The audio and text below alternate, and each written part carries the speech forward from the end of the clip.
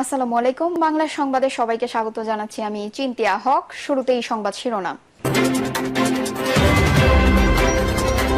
BNP ক্ষমতায় গেলে কি করবে জানালেন তারেক রহমান। এদিকে সামনের পরিকল্পনা কি জানালো আওয়ামী লীগ। জানাবো অনুশোচনা নেই আওয়ামী লীগে, অপেক্ষা অন্তর্বর্তী সরকার ব্যর্থ হওয়ার। এবং সর্বশেষ জানাবো যুবকের পেটে এক্স-রে করে মিলল ৮ সোনার বার। দর্শক শুনছিলেন সংবাদ শিরোনাম, এখন বিস্তারিত।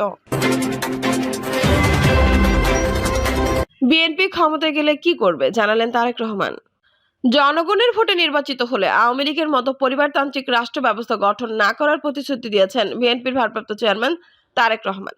তিনি বলেছেন, কোন সরকারই যেন স্বৈরাচার হয়ে উঠতে না পারে, সে কারণে এক ব্যক্তি দুবারের বেশি যেন প্রধানমন্ত্রী না হতে পারে, সংবিধানে তার সংযোজন করা হবে। এছাড়া ক্ষমতায় গেলে গণমাধ্যমের স্বাধীনতা নিশ্চিত করার অঙ্গীকার করেন তিনি। বলেন, সংস্কার শুধু কাগজে নয়, মানুষ তার ভাগ্যের পরিবর্তন চায়। বিএনপির ভারপ্রাপ্ত চেয়ারম্যান বলেন, আমরা এমন দেশ গড়তে চাই যেখানে আর কখনো ফ্যাসিবাদ বা স্বৈরাচার মাথাচাড়া দিয়ে উঠবে না। আগামীতে আর কোনো ব্যক্তি, এমনকি প্রধানমন্ত্রীও স্বৈরাচার হয়ে উঠতে পারবে না। তিনি বলেন, ক্ষমতার পরিবর্তন মানে এক দল থেকে অন্য দলের কাছে ক্ষমতা হস্তান্তর নয়। তাই প্রধানমন্ত্রীর সমালোচনার জন্য যে কাউকে হেনস্থা না করা হয় সে বিষয়ে নিশ্চয়তা দেওয়া হবে।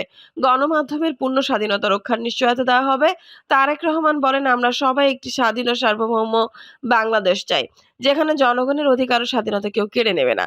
সবাই একটি নিরাপদ ও সুরক্ষিত বাংলাদেশ চাই, যেখানে গণ আকাঙ্ক্ষার প্রতিফলন ঘটবে। নির্বাচিত জবাবদিহিমূলক সরকার নিশ্চিত করবে জনগণের মালিকানা ও অংশীদারত্ব। সামনের পরিকল্পনা কি জানালো আওয়ামী লীগ। দলকে সাংগঠনিক করাই এখন আওয়ামী লীগের মূল লক্ষ্য। সে লক্ষ্যে 10 নভেম্বর ঢাকার গুলিস্তানে বঙ্গবন্ধু এভিনিউয়ে নূর হোসেন দিবস পালনের ডাক দেয় দলটি। যদিও দলের কর্মী সমর্থকদের সেভাবে মাঠে নামতে দেখা যায়নি। এরপরে অল্প যে কয়েকজন সেখানে গিয়েছিলেন তারা হামলা ও মারধরের শিকার হয়েছেন। আওয়ামী লীগের যুগ্ম সাধারণ সম্পাদক আফামা বাহুদ্দিন নাসিম বলেন, এই সরকার আওয়ামী লীগকে ফ্যাসিস্ট বলে, অথচ তারা নিজেরাই যে সবচেয়ে বড় ফ্যাসিস্ট। মানুষ সেটি দেখছে কিভাবে আমাদের কর্মীদের উপর হামলা হয়েছে। সাম্প্রতিক এই কর্মসূচির মাধ্যমে দলকে সংগঠিত করার পাশাপাশি অন্তর্বর্তী সরকার সাধারণ মানুষ ও রাজনৈতিক দলকে প্রতিক্রিয়া দেখায় সেটিও বুঝতে চেয়েছে আওয়ামী লীগ। এবার যে অভিজ্ঞতা তাদের হয়েছে সেটির পরিপ্রেক্ষিতেই দলটি আগামীর কর্মসূচি গ্রহণ করবে। তবে আপাতত সরকার বিরোধী বড় কোনো কর্মসূচিতে যাওয়ার পরিকল্পনা দলটির নেই বলে ইঙ্গিত দিয়েছেন নেতারা।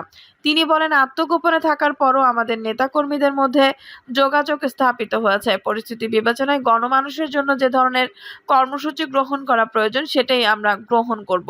কিন্তু নেতারা যেখানে আত্মগোপনে, সেখানে কর্মীদের দিয়ে কি কর্মসূচি সফল করা যাবে? সাবেক নৌ প্রতিমন্ত্রী ও আওয়ামী লীগ সরকারের সাবেক সাংগঠনিক সম্পাদক খালিদ মাহমুদ চৌধুরী বলেন, আওয়ামী লীগ কর্মী নির্ভর রাজনৈতিক দল, ফলে কে নেতা বা তারা কোথায় সেটা বড় কথা না। কর্মসূচি দেওয়ার ক্ষেত্রে ধীরে চলনীতিতে সামনে এগোতে চায়। আওয়ামী লীগের সাবেক পররাষ্ট্রমন্ত্রী ও আওয়ামী লীগের যুগ্ম সাধারণ সম্পাদক হাসান মাহমুদ বলেন, আওয়ামী লীগ কখনো ফুরিয়ে যায়নি, আওয়ামী লীগ ফুরিয়ে যাবেও না। আওয়ামী লীগ সচেতনভাবে এখন চুপ আছে। এখন যদি আমরা রাজনৈতিক কর্মসূচি দিয়ে মাঠে নামাতাম তাহলে সরকারের পক্ষ থেকে আবার অনেকে বলতো যে আমাদের কারণে তারা রাষ্ট্র পরিচালনা করতে পারছে না। আমরা একটু নিশ্চুপ আছি যাতে আমাদের উপর দোষ না আসে, অন্তর্বর্তী সরকার কখনো ব্যর্থ প্রমাণিত হয়। দলটি এখন সে অপেক্ষায় রয়েছে। আওয়ামী লীগ নেতা খালিদ মাহমুদ চৌধুরী বলেন, দেশের ক্ষতি করার জন্য এরা যে মিথ্যা বলে ও ষড়যন্ত্র করে ক্ষমতা দখল করেছে সেটা জনগণ বুঝে গেছে। খুব শীঘ্রই এদের পতন ঘটবে। অনুশোচনা নেই আওয়ামী লীগে, অপেক্ষা অন্তর্বর্তী সরকার ব্যর্থ হওয়ার। গণ আন্দোলনের মুখে ক্ষমতা হারানোর ৩ মাস পরও নিজেদের কৃতকর্মের বিষয়ে আওয়ামী লীগে কোনো অনুশোচনা লক্ষ্য করা যাচ্ছে না, বরং পুরো বিষয়টিকে এখনো ষড়যন্ত্র হিসেবেই মনে করে দলটি। বিশেষ করে গত জুলাই আগস্টে ছাত্র আন্দোলন দমনে যেভাবে শক্তি প্রয়োগ করা হয়েছে এবং তাতে যত প্রাণহানি হয়েছে সেটির দায় স্বীকার করে এখন আনুষ্ঠানিকভাবে দুঃখ প্রকাশ করতে দেখা যায়নি দলটিকে। দলটির শীর্ষ নেতারা এখনো বিশ্বাস করেন যে গণ অভ্যুত্থানের নামে পরিকল্পিত ষড়যন্ত্রের মাধ্যমে শেখ হাসিনাকে উৎখাত করে দেশ ত্যাগ বাধ্য করা হয়েছে। একই পরিকল্পনার অংশ হিসেবে দলটির সভাপতি শেখ হাসিনা সহ বিভিন্ন পর্যায়ের নেতাকর্মীদের নামে মামলা দিয়ে বিচারের কাঠগড়ায় দাঁড় করানো এবং আওয়ামী লীগের রাজনীতি নিষিদ্ধের দাবি তোলা হচ্ছে বলে অভিযোগ করেছেন নেতারা। তবে এসবের মধ্যে আগস্ট পরবর্তী সাংগঠনিক বিপর্যয় কাটিয়ে দলটি আবারও ঘুরে দাঁড়ানোর চেষ্টা করছে। দেশে বিদেশে আত্মগোপনে থাকা নেতাকর্মীদের মধ্যে ইতিমধ্যে যোগাযোগের একটি নেটওয়ার্ক তৈরি হয়েছে বলেও জানিয়েছেন নেতারা।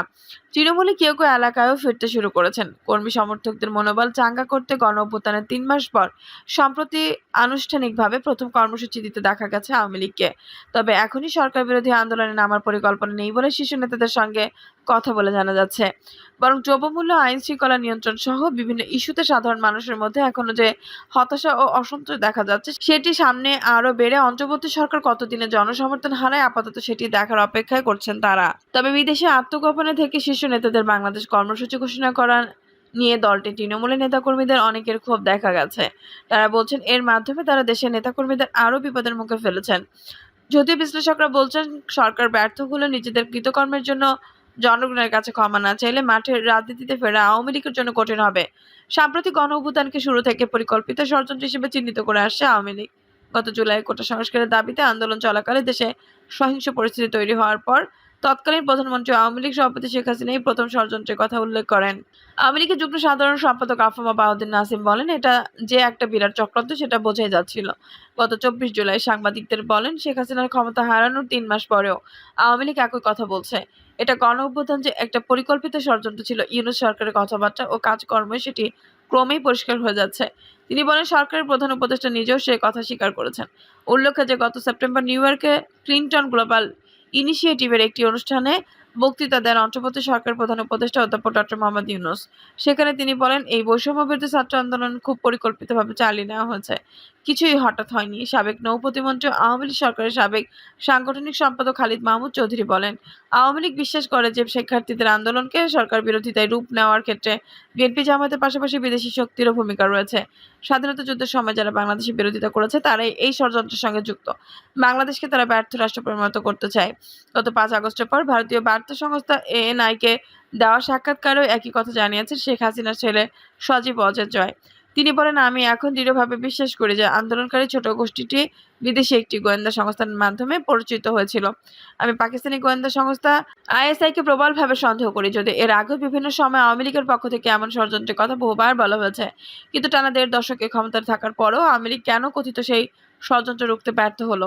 আওয়ামী লীগের যুগ্ম সাধারণ সম্পাদক নাসিম বলেন, ষড়যন্ত্র হচ্ছে এটা সেটা আমরা জানতাম, কিন্তু কোটা ইস্যু ধরে সেটি যে এতদূর গড়াতে পারে ওইটা আমরা কেউই ভাবতে পারিনি।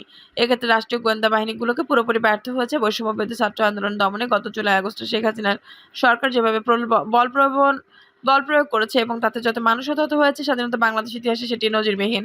অন্তর্বর্তী সরকার প্রাথমিক তালিকা অনুযায়ী আন্দোলন চলাকালে ৩ সপ্তাহে 850 বেশি মানুষ নিহত হয়েছেন, যাদের বেশিরভাগই মারা গেছেন গুলিতে। এছাড়া আহত হয়েছেন ২০,০০০-এরও বেশি। তাদের মধ্যে অনেকেই হাত, পা ও চোখ হারিয়েছেন, পঙ্গুত্ব বরণ করেছেন কেউ কেউ। কিন্তু হতাহতের এসব ঘটনা পুরো দায় নিতে চায় না আওয়ামী লীগ। তিনি বলেন, শুরু থেকে আমার বলে আসছিলাম যে এই আন্দোলনে একটা তৃতীয় রয়েছে, যাদের গুলিতে সাধারণ মানুষ নিহত হয়েছেন। পরিকল্পিত সেই ষড়যন্ত্রের কথা আওয়ামী লীগ বলছে, সেটি অংশ হিসেবেই এটি কথা হয়েছে বলে মনে করেন দলটির নেতারা। সরকারের একজন উপদেষ্টা তো এই কথা স্বীকার করেছেন যে 7.62 রাইফেল বাংলাদেশের পুলিশ ব্যবহার করে না, অথচ সেই অস্ত্র দিয়ে সাধারণ মানুষের উপর গুলি চালানো হয়েছে।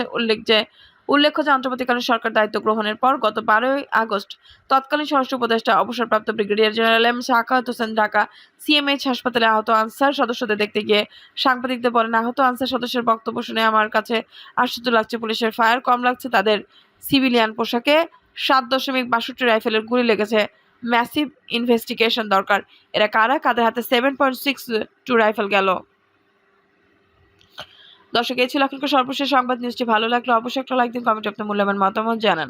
সবসময় আমাদের পাশে থাকতে সাবস্ক্রাইব করে বেল বাটনটি অন করে রাখুন। ধন্যবাদ।